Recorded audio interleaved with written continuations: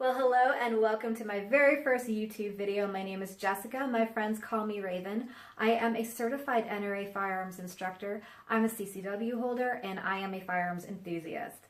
So for my first video, I thought I would do an everyday carry dump, being that my page is called Raven's EDC. By the way, that's also my Instagram handle, so you can find me there as well. I thought I'd show you, today is a casual day, it's the weekend, I'm just enjoying my last day off, what I wear on a daily basis. So now the firearm and the holster is really dependent upon my outfit. And ladies, we live in a new world when it comes to our carry options. It's totally different than it was 10, 15 years ago. We have a lot of options now. So we can dress feminine and still be able to defend ourselves, and it's pretty amazing. So I will go through all those options with you as these videos progress, but for today, let me show you what I'm wearing. So I have on my M&P Shield 9mm with a Bravo Concealment Kydex appendant style holster. This holster is fantastic. It's low profile, there's not a lot of material to it, it's comfortable, but also has great retention. To go along with that, I have a 511 nylon belt. This belt is specifically designed for somebody who's carrying a firearm. It's not going to fold in on itself. It can withstand a lot of usage. It's strong. So if you're new to carrying, one of the most important things you can do for yourself is get yourself a good quality holster and a good quality belt that is designed specifically for carry. Do yourself that favor. Also, I always carry extra magazines, and my magazines are loaded, along with my firearm, with defensive rounds. These are federal. They are fantastic. Why carry extra magazines? Well, I'll tell you. I have never met anybody who has survived a gunfight who said, gee, I just wish I didn't have more ammo. It's insurance. Have more. It's totally worth it. I also carry a flashlight. Now this is specifically a tactical style flashlight. It is meant to be used in conjunction with a firearm.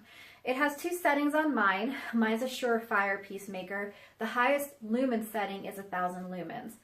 Why a flashlight? Well, they're innocuous. I can take this thing basically everywhere I go and it's never going to raise an eyebrow or a red flag.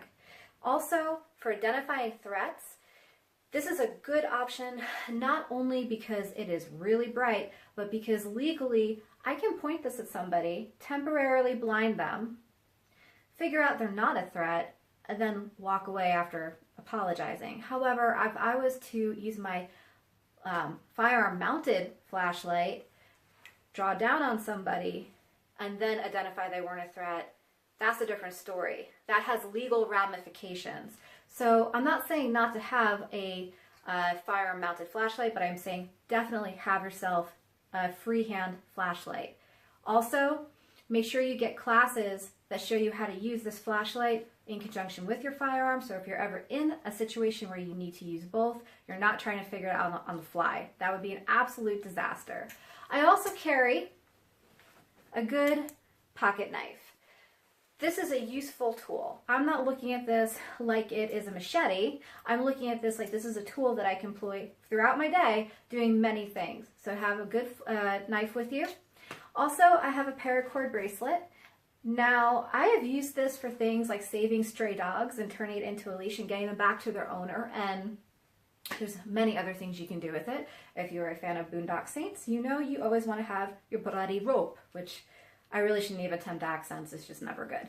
Anyway, last things I would say for EDC that you want to have. A good pair of shoes that you can move in. Train in these shoes. Don't just get a pair of shoes and then just be like, okay, well, I can move in them. Train in them.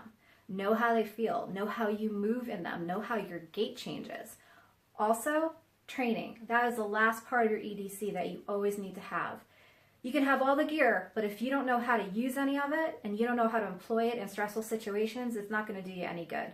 So get the training you need to stay safe and proficient, and always be vigilant, guys. Have a wonderful week. If you have questions, you can put them in the comments below. And yeah, go get the week started. Bye!